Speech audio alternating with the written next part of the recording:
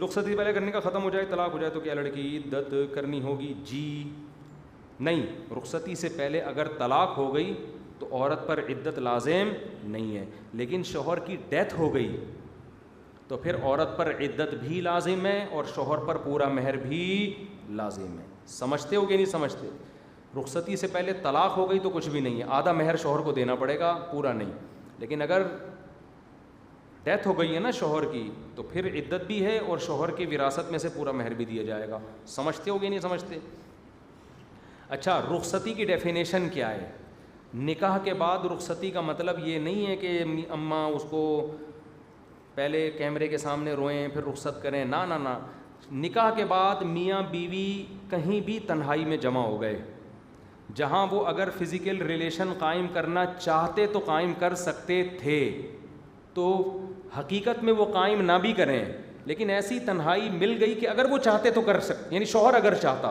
تو کر سکتا تھا، کوئی رکاوٹ نہیں تھی، تو اس کو بھی کیا کہتے ہیں؟ رخصتی، جس کو فقہ کی اصطلاح میں خلوت صحیحہ کہا جاتا ہے، تو پھر رخصتی ہی کاؤنٹ ہوگی، کیونکہ آج چھپ کے شادیاں بہت ہونے لگی ہیں، اس طرح کے کیسز آ رہے ہوتے ہیں۔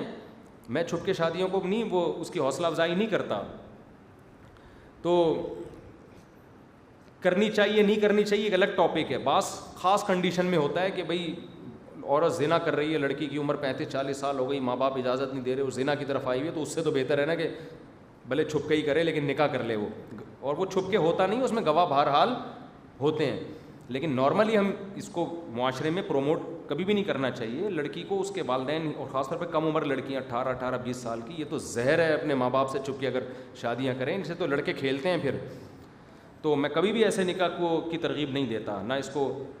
میں پروموٹ کرتا ہوں معاشرے میں، اس کی حوصلہ شکنی کرنی چاہیے۔ تو خیر، ہم یہ کہہ رہے تھے کہ کہیں ہو گیا نکاح تو وہ دونوں کہیں تنہائی میں ملے ہیں، تو اب اگر لڑکا طلاق دے گا تو لڑکی عدت سے پہلے کہیں اور نکاح نہیں کر سکتی، اگر اس نے کیا تو وہ نکاح کالعدم ہوگا۔ تو لڑکیوں نے چھپ کے نکاح کیا ہوا ہوتا ہے، شوہر نے طلاق دی ہوئی ہوتی ہے، اب وہ عدت کیسے گزارے ہیں، 3 مینسز کے بعد نکاح، ادھر اماں نے شادی کی ڈیٹ اگلے مہینے رکھ دی ہوتی ہے، اب وہ پریشان ہوتی ہیں، بھائی یہ تو نکاح ہی نہیں ہوگا، تو پھر وہ برائی پہ بعض کمپرومائز کر لیتی ہیں، اور بعض میں غیرت ہوتی ہے تو وہ ڈیٹ آگے بڑھاتی ہیں کہ بھائی جو نکاح تو ہو کم از کم۔ رزق میں اضافے اور برکت کے لیے کیا کریں؟ چترول کھائیں، پورا بیان ہوا تھا نا،